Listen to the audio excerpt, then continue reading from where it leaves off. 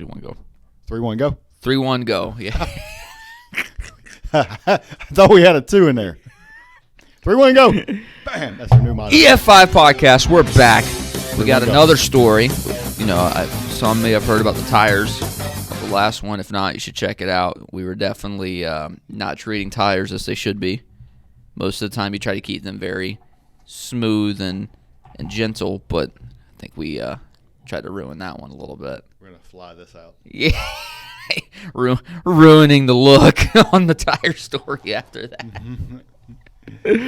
That's funny right there. We're doing a throwback here, so it's well before 2017. That is true, well before. In fact, it's one of the most,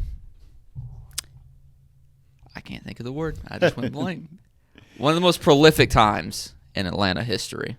Oh, it definitely was Atlanta history. They're in the Olympics. The world history. The world history, yeah. It's the World Olympics. We had the bombing. We had everything happening. We did. During that time frame. We did. There was a lot that happened. It probably changed Atlanta, actually. The whole Olympics did. Yeah. I would say so.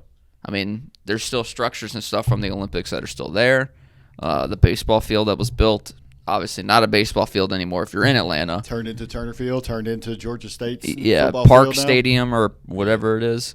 But no, I mean, like you said, you mentioned the bombing, and there was a little bit of outside of that one scenario, there was a little bit more hostility between the World Olympics competitors too. Between the French and the British. The French and the British. So why don't you tell me a little bit about that?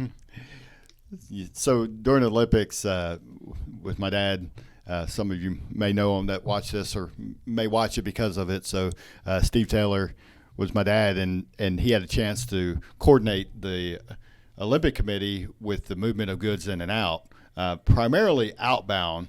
The freight forwarder we worked with at the time had the contract, I guess is a way to put it, of like 80% of the goods leaving the country, and then we had a percentage coming in. A lot of the countries could bring their own stuff in. And then during the Olympics, there were parties at Olympic committees, like the French would have their nightly parties celebrating their athletes, different things like that. We had everything you see on the Olympics happen here in Georgia at some capacity or right on the outer edges. Mm-hmm. And one of the big things that a lot of people don't, or I wouldn't say a lot, I didn't put it together, that we had horses. There was an equestrian event, and they would have events for the horses. So that was a whole different logistics scenario that went on to it. Well, when you think of logistics in general, you don't think of like live animals all that often. Horses. Yeah. I mean, maybe like if you import a dog from overseas, then maybe think of that. But if you're not in that realm, if you just adopted the humane shelter and stuff like that, I don't think about live animals coming over here. So. Yeah, and they were interesting, too, because they had to be quarantined because they came from different countries. So you had all the elements of different diseases and stuff. Correct. So there's a certain standard that you had to – obviously, they were $1 million horses, but there's a lot of stories layered into the horses. But the one I wanted to tell kind of quickly about was related to a specific security threat where the French and the British – were mad at each other because, this is the Olympics. It's the highest level of competition within country, besides war, really. Right. And so, you can get your bragging rights once every 4 years. And so apparently not being in the horse industry or the equestrian sporting industry, I didn't put my head around how competitive and how unique things are. Right. So we had a on-site at the Hartsfield Airport. They had a actual quarantine site that was in one of the old hangars at the time. Okay. So they literally built out a facility that looked like a barn. And so the horses came off the plane, went straight into the facility. Right. And then from there, they went to the event. And it helps the hangar. It looks like a barn, too. You can kind of get away with it. It was really neat. I had a chance to go in there. Interesting side note, too, to the story is no insurance company in the world will insure the horse as it walks down the ramp off the plane. Really? Because they don't know what that animal is going to do after jet lag. That's a good point. They might just collapse. Or take off and break a leg, and once the horse breaks a leg, unfortunately, we knew. Yeah. There's not much that can be done. Yeah. Yeah, that's a good point. I never thought about that, but that's interesting. Yeah.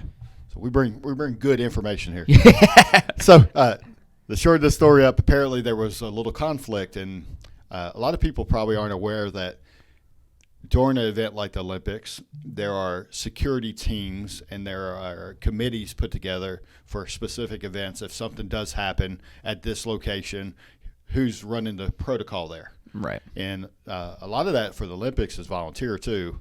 It may be a situation for our situation. My dad was involved with the horses security committee. Right. And then didn't really expect, and this was great. He told me the story, so it was great, so great I wanted to share. It's like, I figured I picked the horses. Like, who's going to mess with the horses? Like, they're pretty calm. Like, there's not really a big deal there. And side note, too, is that not a lot of people wanted or had the experience to handle the horse event at that time to that level. So he stepped in, he took over it, and he's like, okay, I'll do it. So then we have this threat come out midway through the games. And this is one of those quiet behind the scenes. You can't tell everybody because everybody will freak out in the moments. Right. So part of the security committee was if there was a threat, obviously they had to figure out a resolution, and if there was actually an event, they had to, have safety protocols and all that stuff. Right. So he was tasked with how to keep the horses safe, because now we have a live ongoing threat. They want to kill each other's horses that they hate each other so much. So every day, as I mentioned, they had to come out of the quarantine. Right. So there was about 18 horse trailers that would pull up every day. Okay. And those horse trailers would pull up, and they would be assigned a country. So as they pull in, your driver one, trailer one. You're arriving. You're getting the French horse. And do you know that prior to? At the time, everybody did have awareness. Gotcha. So he had to flip the protocol around to take that awareness away. And then his great plan was that he was going to hide who had what horses. However, they still could see them go into the trailer. Right. So we had security on both ends pretty tight, but the piece that was missing was in transit. Right. So then the question was, is somebody going to kill the horse while it's in transit? Because it was about a 30-mile trip away. Yeah. So he narrowed down that in this moment, there was awareness that it won on what trailer, and the jockey stayed with, the trainer stayed with the horses, and the jockeys would just show up, if I get that right. Sorry if you're a horse person. But so in the quarantine, you knew they were leaving. Right. So he positioned the trailers. If you've ever seen a horse trailer, you can enter in from the side of the trailer. Right. So he staggered the trailers in a position, if you could see, like the front is staggered. How can I do this? Where you can get a good vision. My phone? Yes. So. Sorry. This is trailer one. This is trailer two. So it's staggered in a position where they're all set. Right. And so they're staggered in a position where all the doors were open in the middle.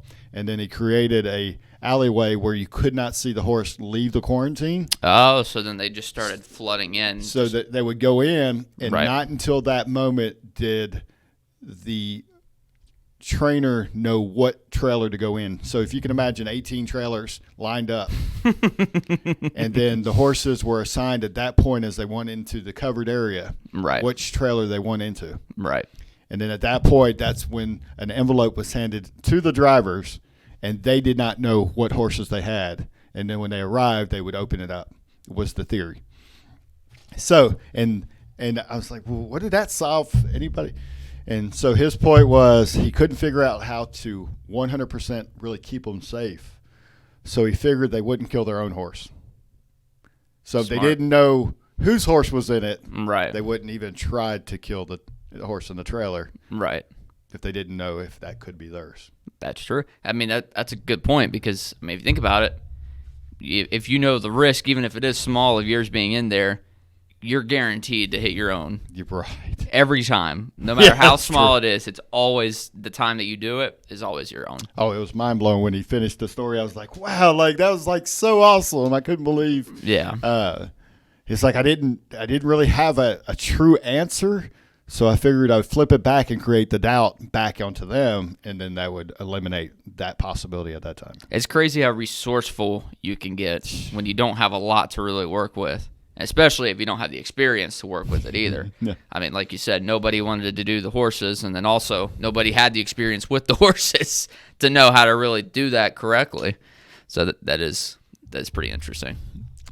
Yeah, it was a super cool story. So I wanted to share it. So yes, appreciate the time. To absolutely. And we don't get to hear stories like that often, and they're starting to become few and starting to become less. Well, that's what we were talking. I was like, there's some stories that we just they need to last forever because they're so good. So yeah, exactly, and it's hard to get them out of people when you don't see them often, or when they start to pass on. Unfortunately, like that happened with Pop. So, yeah, exactly. So it's neat to be able to have those to relive and share again. Absolutely. And if you want to hear more stories like that, you got to subscribe, you got to like, you got to comment, even share, even so that way everyone can hear about stories of people like Steve Taylor, Pop. There you go. It feels very weird saying his whole name, but hear more stories about him. I mean, a lot of he was on the airport for I don't know how many years. 30 plus years. 30 plus years. Yeah. So, and then you're getting close to that, so you got plenty up your sleeve too.